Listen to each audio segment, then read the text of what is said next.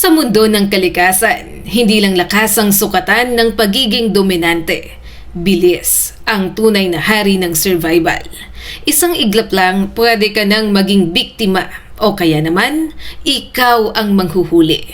Isipin mo ito ka-amazing. May mga hayop na kayang tumakbo ng mas mabilis pa sa kotse sa highway. May mga isda na parang torpedo kung sumugod sa ilalim ng dagat. At may ibon na kayang bumulusok mula sa langit na parang buhay na bala. Sa bilis na halos hindi na kayang sundan ng mata ng tao.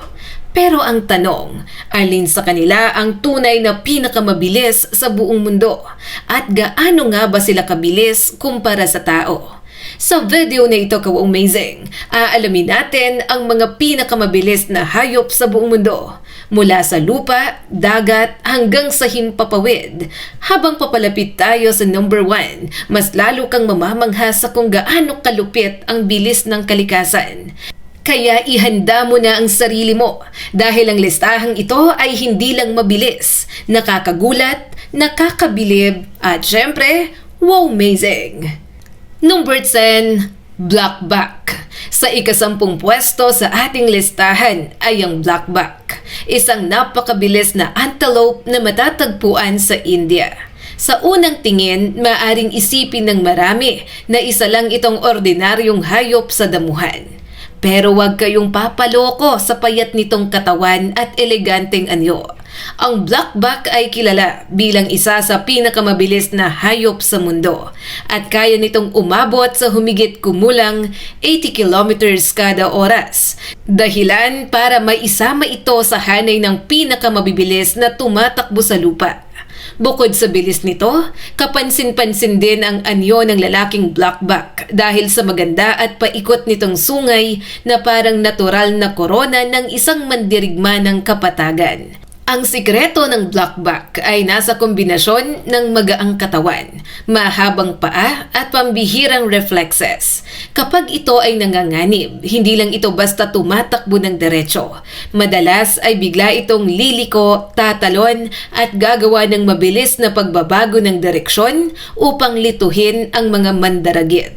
Sa malalawak na damuhan ng India, ang ganitong klase ng bilis ay hindi luho, kundi isang pangangailangan para mabuhay. Dahil bukas ang kanilang tirahan at kakaunti ang mapagtataguan, speed ang pangunahing sandata ng Blackback laban sa panganib. Isa sa kahangahangang katangian ng hayop na ito ay ang pagiging alerto. Malakas ang paningin ng Blackback. At bago pa man tuluyang lumapit ang kalaban, madalas ay may ilang segundo na itong abiso upang makatakbo ng mabilis. Sa mundo ng mga hayop, napakahalaga ng mga segundong yon. Isang maling galaw lang ay pwedeng ikamatay nila. Kaya naman, para sa Blackback, ang bawat takbo ay parang laban para sa buhay. Isang laban na paulit-ulit nitong napapanalunan dahil sa liksi at bilis. Kaya kahit hindi ito kasing sikat ng cheetah o leon, hindi dapat maliitin ang Blackback. Isa itong patunay na sa kalikasan, hindi kailangan maging dambuhala para maging kahanga-hanga. Minsan, sapat na ang bilis, tiyempo at galing sa pag-iwas upang manatiling buhay sa malupit na mundo ng wildlife. At sa bawat mabilis nitong pagtakbo sa damuhan, pinapakita ng Blackback na ang tunay na lakas ay hindi laging nasa bangis. Minsan, nasa husay ng pagtakas at talinong umiwas. Number 9, Lion. Sa ika-9 na pwesto naman ay ang leon, ang hari ng kagubatan o mas tamang sabihin, hari ng savana. Kadalasan, kapag leon ang pinag-uusapan, lakas, bangis at matinding kagat-agad ang pumapasok sa isip. Pero bukod sa mga yon, ang leon ay isa ring napakabilis na mangangaso. Kaya nitong tumakbo ng mahigit kumulang 50 miles per hour o mga 80 kilometers per hour, lalo na sa maikling bugso ng habulan. Hindi man ito pang matagalan tulad ng ibang hayop. Ang bilis na yon ay sapat para habulin at sunggaban ng biktima sa loob lamang ng ilang segundo. Ang bilis ng leon ay hindi basta para sa pagpapakita ng kapangyarihan. Ito ay bahagi ng napakatalinong strategy sa pangangaso. Kadalasan, hindi nila inaasa ang lahat sa bilis lang. Gumagamit sila ng palihim na paglapit, tamang tiyempo at sabayang pag-atake, lalo na ang mga babaeng leon na karaniwang nangunguna sa panghuhuli. Kapag sapat na ang lapit sa biktima, saka sila sasabog sa napakabilis na pagtakbo. Kapansin-pansin din na ang katawan ng leon ay hindi ginawa para sa mahabang marathon. Ang lakas nito ay nasa maikling pagsabog ng enerhiya. Ibig sabihin, sa sandaling magdesisyon itong umatake, kailangang mabilis, eksakto at mabisa ang kilos nito. Kapag pumalya ang unang habol, malaki ang posibilidad na umatras na lang ito dahil malaki ang konsumo ng energy sa bawat sprint. Kaya bawat takbo ng leon ay parang all or nothing, isang malakas at mapanganib na pagsalakay na kayang tapusin agad ang laban. Dahil dito, lalong tumitindi ang imahe ng leon bilang isang tunay na predator. Hindi lang ito nakakatakot dahil sa ngipin at pangil nito, kundi dahil sa kakayahan nitong gawing biglaan ang kamatayan ng biktima. Sa ilang segundo ng matinding habulan, ang leon ay nagiging buhay na simbolo ng puwersa, bilis at bangis. At dito natin makikita na sa mundo ng kalikasan, ang hari ay hindi lang dapat malakas. Dapat marunong ding bumaril ng bilis sa tamang sandali. Number 8. Wildebeest. Sa ika-8 pwesto ay ang wildebeest, isang hayop na madalas nakikita sa malalaking kawan sa kapatagan ng Africa. Sa unang tingin, mukha itong kakaibang halo ng kalabaw, kabayo at baka. Pero sa likod ng tila mabigat at kakatuwang itsura nito ay isang hayop na kayang tumakbo ng humigit kumulang 50 miles per hour o mga 80 kilometers kada oras. Oo, ang hayop na madalas nating makita sa mga dokumentaryo bilang bahagi ng dambuhalang migration sa Africa ay isa rin pala sa pinakamabilis sa buong mundo. Ang wildebeest ay kilala hindi lang sa bilis kundi pati sa tibay at dami. Kapag panahon ng migration, libo-libong wildebeest ang sabay-sabay na tumatawid sa savanna, ilog at mapanganib na lugar upang hanapin ang mas luntiang damuhan at sapat na tubig. Sa ganitong mapanganib na paglalakbay, napakahalaga ng bilis dahil sa dami ng kalaban, mula sa leon hanggang buwaya, ang mabagal ay kadalasang nahuhuli. Kaya ang bawat wildebeest ay kailangang maging handa sa mabilisang pagtakbo anumang oras. Nakakabilib din na kahit bagong panganak pa lamang ang isang wildebeest calf, napakabilis nitong matutong tumayo, sumunod sa ina at gumalaw kasabay ng grupo. May mga ulat na ang batang wildebeest ay kayang makasabay sa bilis ng mga adult sa loob lamang ng maikling panahon matapos ipanganak. Ibig sabihin, sa hayop na ito, ang bilis ay hindi natututunan sa matagal na ensayo. Parang bahagi na talaga ito ng kanilang pagkabuhay. Isinilang silang handang tumakbo dahil kung hindi, baka hindi sila tumagal sa malupit na kapaligiran ng Africa. Ang wildebeest ay isang kahangahangang halimbawa ng survival through speed. Ang bilis nito ay hindi para sa palabas, kundi para sa araw-araw na pakikibaka sa buhay. Sa bawat pagtakbo nito kasama ang kawan, malinaw ang mensahe ng kalikasan. Sa lugar na puno ng gutom na mandaragit at mahabang paglalakbay, ang mabilis ay may mas malaking tsansang mabuhay. At sa larong yon ng kalikasan, ang wildebeest ay isa sa mga tunay na veterano. Number 7. Springbok. Sa ika-7 pwesto ay ang springbok, isang napakagandang antelope mula sa Southern Africa, na kilala hindi lang sa bilis kundi pati sa pambihira nitong pagtalon. Kaya nitong umabot sa humigit kumulang 88 kilometers per hour at dahil dito isa ito sa pinakamabilis na hayop sa kapatagan. Ang springbok ay may payat ngunit matipunong katawan, mahahabang paa at napakabilis na reaksyon, dahilan para maging napakahirap hulihin ng mga mandaragit. Sa unang tingin, mukha itong magaan at elegante. Pero sa aktwal, isa itong biyayang pinagsama ang grace at raw speed. Isa sa pinaka-kapansin-pansing galaw ng springbok ay ang tinatawag na pronking. Isang mataas at tila sayaw na pagtalon kung saan sabay-sabay na umaangat ang 4 nitong paa. Hindi ito basta kakaibang kilos lang. Maraming eksperto ang naniniwalang ang ganitong pagtalon ay paraan para ipakita sa kalaban na malakas, alerto at handa itong tumakas. Para itong pagsasabi ng "wag mo na akong habulin, sayang lang ang pagod mo." Sa ganitong paraan, ang bilis ng Springbok ay hindi lang gamit sa pagtakas, kundi pati sa psychological warfare laban sa mga predator. Ang Springbok ay isa ring simbolo ng kahusayan sa bukas na kapatagan. Dahil sa kakaunti ang mapagtataguan sa tirahan nito, kailangan itong umasa sa sarili nitong katawan, lalo na sa bilis at liksi. Ang mahabang paa nito ay parang natural na spring mechanism. Kaya nitong mag-accelerate ng mabilis at magpalit ng direksyon nang hindi agad nawawalan ng balanse. Kapag hinabol ng cheetah, wild dog o leon, bawat segundo ay mahalaga. At sa mga segundong yon, doon sumisigaw ang tunay na halaga ng bilis ng Springbok. Sa kabuuan, ang Springbok ay isa sa mga pinakamahusay na halimbawa ng hayop na ginawa para sa open country survival.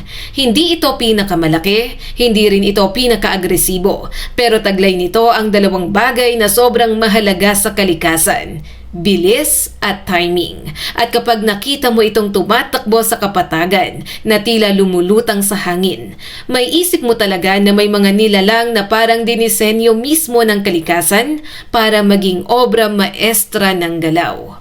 Number 6. Pronghorn. Sa ika-6 na pwesto naman ay ang pronghorn, ang pinakamabilis na mammal sa Hilagang Amerika. Madalas itong mapagkamalang ordinaryong usa o antelope. Pero sa totoo lang, isa itong pambihirang hayop na may natatanging lugar sa mundo ng mga speedy runners.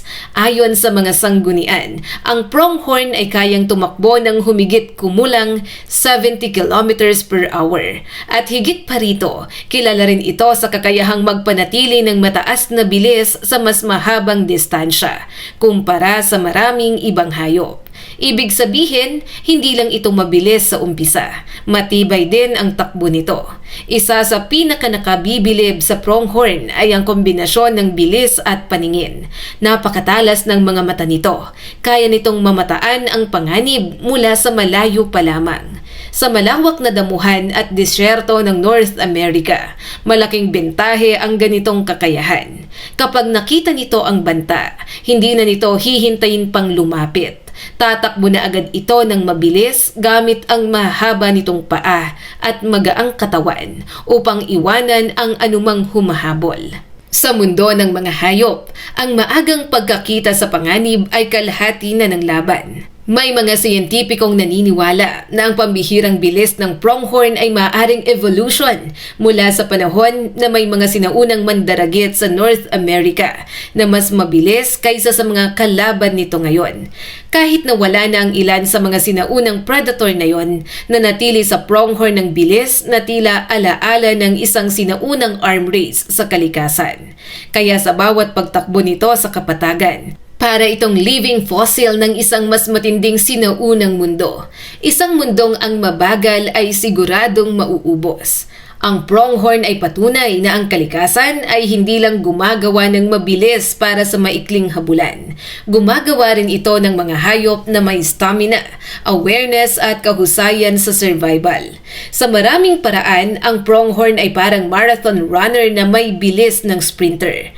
At sa listahang ito, nararapat lamang na kilalanin ang hayop na hindi lang umaasa sa isang biglaang pagsabog ng bilis, kundi sa kakayahang manatiling mabilis kahit tumatagal ang laban. Number 5. Black Marlin. Sa ika-5 pwesto ay ang Black Marlin, isa sa pinakamabilis na isda sa buong mundo at isa sa pinaka-nakamamanghang nilalang sa malawak na karagatan. Ayon sa ilang sanggunian, kaya nitong umabot sa humigit kumulang 129 kilometers kada oras o 80 miles per hour sa mabilisang bugso ng paglangoy. Sa ilalim ng dagat, ang ganitong bilis ay halos parang kidlat. Isipin niyo yon, isang dambuhalang isda na kayang humarurot sa ilalim ng karagatan ng sobrang bilis, na para bang may sariling makina sa katawan. Hindi lang bilis ang maipagmamalaki ng Black Marlin, ito rin ay napakalaki, makapangyarihan at may matulis na bill o tila sibat sa unahan ng katawan nito. Ang kombinasyon ng laki at bilis nito ang dahilan kung bakit isa ito sa pinakahinahangaang game fish sa mundo. Ang makinis at aerodynamic nitong hugis ay tumutulong para mabawasan ang resistensya ng tubig, habang ang malakas nitong buntot ang nagsisilbing pangunahing makina sa bawat pagsulong nito. Kapag humabol ito ng biktima, halos wala ng oras para makatakas ang target nito. Sa karagatan, iba ang laban kumpara sa lupa at himpapawid. Mas mabigat ang resistance ng tubig kaysa hangin, kaya ang anumang hayop na nakakamit ang ganitong antas ng bilis sa dagat ay tunay na kahanga-hanga. Ibig sabihin, Kawawmazing, ang Black Marlin ay hindi lang simpleng mabilis. Superbly engineered ito ng kalikasan para sa high-speed pursuit sa ilalim ng dagat. Ang matulis nitong ulo, mahigpit na forma ng katawan, at malalakas na kalamnan ay parang mga bahagi ng isang underwater missile. Ang Black Marlin ay magandang paalala na hindi lang sa lupa at himpapawid may speed demon. Sa kailaliman ng karagatan, may mga nilalang ding kayang sumabog sa bilis na halos hindi natin maisip. At sa bawat mabilis nitong paglusob sa dagat, pinapatunayan ng Black Marlin na ang tunay na kapangyarihan ay hindi lang nasusukat sa laki, kundi sa husay ng paggalaw. Isang dambuhalang manlalangoy na may bilis na kayang makipagsabayan sa mga alamat ng kalikasan. Number 4, sailfish. Sa ika-4 na pwesto ay ang sailfish, isang isdang matagal nang kinikilala bilang isa sa pinakamabilis sa karagatan. Ayon sa mga sanggunian, kaya nitong umabot sa humigit kumulang 109 kilometers per hour o katumbas ng 68 miles per hour sa maikling bugso ng paglangoy. Kilala ito sa malaking parang layag na dorsal fin sa likod nito na siyang dahilan kung bakit tinawag itong sailfish. Pero huwag kayong palilin lang sa ganda at forma nito. Sa ilalim ng dagat, isa itong high-speed hunter na may pambihirang liksi. Ang katawan ng sailfish ay sadyang dinisenyo para sa bilis. Mahaba, makinis at halos torpedo-like ang forma nito, kaya madaling humiwa sa tubig habang humahabol sa mga mas maliliit na isda. Ang matulis nitong bill ay hindi lang pamporma. Ginagamit din ito sa pangangaso para gulantangin at pasugatan ang mga biktima bago lunukin. Sa ganitong estilo, ang sailfish ay hindi lang umaasa sa bilis. Ginagamit din ito ang bilis bilang bahagi ng isang mas komplikadong sistema ng pag-atake. Isa sa mga pinakakamanghamanghang bagay tungkol sa sailfish ay ang kakayahan nitong gumawa ng mabilisang pagsabog ng galaw sa kapaligirang puno ng resistance. Ang dagat ay hindi madaling labanan. Bawat hataw ng katawan ay kailangang eksakto at bawat ikot ng buntot ay dapat mahusay ang paggamit ng enerhiya. Kaya kapag ang sailfish ay bumilis ng sobra, para itong likidong kidlat sa kailaliman ng dagat. Mahirap makita, mas mahirap habulin at halos imposibleng lampasan sa mismong teritoryo nito. Sa listahang ito, Kawawmazing, ang sailfish ay simbolo ng elegance with deadly performance. Isa itong nilalang na pinagsamang bilis, kagandahan at pagiging epektibong mangangaso.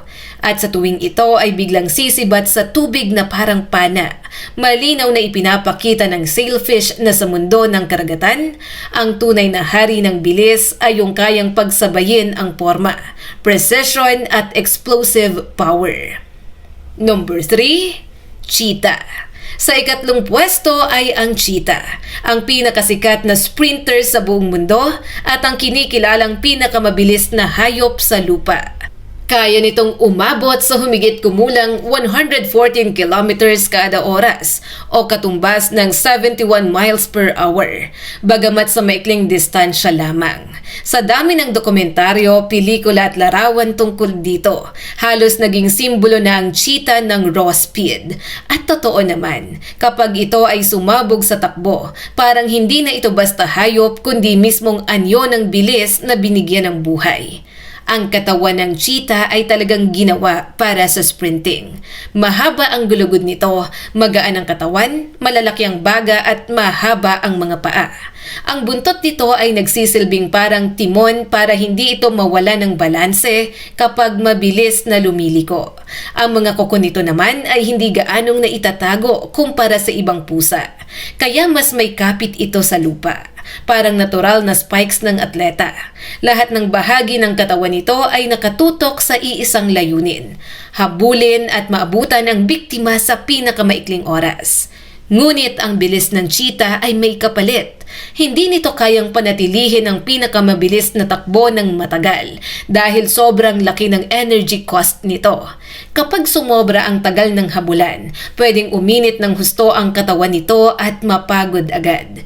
Kaya ang bawat habol ng cheetah ay isang laro ng tiyempo, distansya at precision. Kailangang tama ang simula, tama ang anggulo at tama ang sandali ng pag-atake. Kapag pumalya, sayang ang lakas at malamang ay gutom ang kahihinatnan. Sa kabila nito, nananatiling isang cheetah sa pinakakahangahangang hayop sa mundo. Hindi dahil mabilis lang ito, kundi dahil ang buong katawan nito ay isang obra maestra ng evolution para sa bilis. Sa bawat mabilis nitong pag-arangkada, pinapakita nito na ang kalikasan ay kayang lumikha ng nilalang na halos parang ipinanganak para basagin ang mga limitasyon ng takbo. At sa lupa, walang duda, ang cheetah ang isa sa mga tunay na alamat ng bilis. Number 2. White-throated needletail. Sa ikalawang pwesto ay ang white-throated needletail, isang ibon na hindi gaanong kilala ng masa, pero itinuturing na isa sa pinakamabilis na ibon sa pahalang nalipad. Habang ang peregrine falcon ay hari ng pagsisid mula sa itaas, ang needletail naman ay bantog sa sobrang bilis nito kapag diretso ang lipad. Ito ang klase ng ibon na kapag dumaan sa harap mo, baka hindi mo man lang makilala dahil sa sobrang bilis. Sa mundo ng mga ibon, isa itong tahimik ngunit nakakabinging alamat ng himpapawid. Ang mga ranggo ng pinakamabilis na hayop ay karaniwang kinikilala ang needletail bilang nangunguna sa horizontal flight, habang ang peregrine falcon naman ang overall fastest dahil sa dive speed. Ang katawan ng white-throated needletail ay perpektong-perpekto para sa mabilis na paglipad. Hugis pa ng kabuuan nito na binubuo ng compact ngunit aerodynamic na katawan, malalakas na pakpak at kontroladong galaw sa ere. Hindi ito umaasa sa dramatic dive gaya ng ibang ibon. Ang lakas nito ay nasa pure forward speed, isang diretsong paglipad na halos walang sayang na galaw. Sa ganitong aspeto, ang needletail ay parang jet fighter ng mundo ng mga ibon. Isa sa mga pinakakamanghamanghang katotohanan tungkol sa mga mabilis na ibong tulad nito ay ang antas ng pagkontrol na kailangan nilang panatilihin habang mabilis ang takbo sa ere. Ang hangin ay hindi simpleng espasyo. Ito ay pabago-bago, may puwersa at pwedeng magdala ng panganib kapag mali ang anggulo ng pakpak o ng katawan. Kaya ang pagiging napakabilis ng isang ibon sa horizontal flight ay hindi lang usapin ng lakas. Usapin din ito ng napakataas na precision, balance at mastery sa himpapawid. Kaya kahit hindi ito kasing sikat ng agila o lawin sa mga kwento, ang white-throated needletail ay dapat kilalanin bilang isa sa mga tunay na speed specialist ng kalikasan. Isa itong paalala na may mga nilalang na hindi kailangan maging sentro ng atensyon para maging pambihira. Minsan, ang pinakamatitinding performer ay yaong dumadaan lang ng mabilis at paglingon mo, wala na. Isang anino sa himpapawid na ang tanging bakas ay ang paghanga mo sa bilis na halos hindi mo nasundan. At number 1, nandito na tayo sa tuktok ng ating listahan mga ka-amazing. Sa ating number 1 spot, ang peregrine falcon. Ang kinikilalang pinakamabilis na hayop sa buong mundo. Hindi ito basta mabilis sa ordinaryong lipad. Ang tunay nitong lakas ay lumalabas kapag ito ay sumisisid mula sa taas upang hulihin ang biktima. Sa sandaling yon, kaya nitong lampasan ang 300 kilometers kada oras at may mga ulat pang umaabot sa humigit kumulang 320 kilometers o katumbas ito ng 200 miles per hour. Ibig sabihin sa lahat ng nilalang sa lupa, dagat at himpapawid, ang peregrine falcon ang tunay na hari ng bilis. Kapag nangangaso ang peregrine falcon, umaakyat muna ito sa mataas na bahagi ng himpapawid. Saka nito tinutukoy ang target sa ibaba. Pagkatapos, bigla itong susugod pababa sa tinatawag na stoop, isang matulin na halos patayong pagsisid na parang buhay na bala. Sa bilis na yon, ang hangin mismo ay nagiging bahagi ng sandata nito. Hindi lang nito hinahabol ang biktima. Binabagsakan niya ito ng puwersang halos hindi na kayang iwasan. Sa loob lamang ng ilang sandali, tapos na ang laban. Ang katawan ng peregrine falcon ay isang masterpiece ng aerodynamics. Matalas ang paningin, siksik ngunit malakas ang katawan at perpekto ang hugis para mabawasan ng drag habang bumubulusok. Habang ang ibang hayop ay kailangang magtrabaho ng todo para marating ang sukdulang bilis. Ang peregrine falcon ay tila isinilang para pagharian ang bilis sa himpapawid. Ang bawat himaymay ng katawan nito ay nilikha para sa precision hunting, mula sa mata hanggang pakpak, mula sa dibdib hanggang buntot. Sa lahat ng hayop sa listahang ito, ang peregrine falcon ang pinakamatinding paalala kung gaano kahanga-hanga ang disenyo ng kalikasan. Hindi ito ang pinakamalaki. Hindi rin ito ang pinakamabigat. Pero pagdating sa bilis, walang makakatapat sa sandaling ito ay bumulusok mula sa kalangitan. At kaya naman karapat-dapat lamang ito na maupo sa trono bilang pinakamabilis na hayop sa buong mundo. Isang tunay na hari ng himpapawid na ang bawat pag-atake ay parang lagda ng kalikasan sa salitang speed. At yan ang 10 pinakamabilis na hayop sa buong mundo, mga ka-amazing. Mula sa matitinding sprinters sa lupa, sa mga dambuhalang manlalangoy sa karagatan, hanggang sa tunay na hari ng bilis sa himpapawid. Nakamamanghang isipin na sa iba't ibang sulok ng mundo, may mga nilalang na umaabot sa ganitong klase ng bilis, hindi para lang maging kahanga-hanga, kundi para mabuhay, manghuli, umiwas sa kamatayan at manatiling bahagi ng napakabangis na ikot ng kalikasan. Ang bawat hayop sa listahang ito ay may sariling paraan ng pagiging mabilis. At sa bawat isa ay patunay, ang bilis ay isa sa pinakamahalagang sandata sa mundo ng wildlife. Mga ka-amazing, kung nagustuhan mo ang video na ito, huwag kalimutang mag-like and subscribe at pakishare na rin para mas marami pa ang makapanood.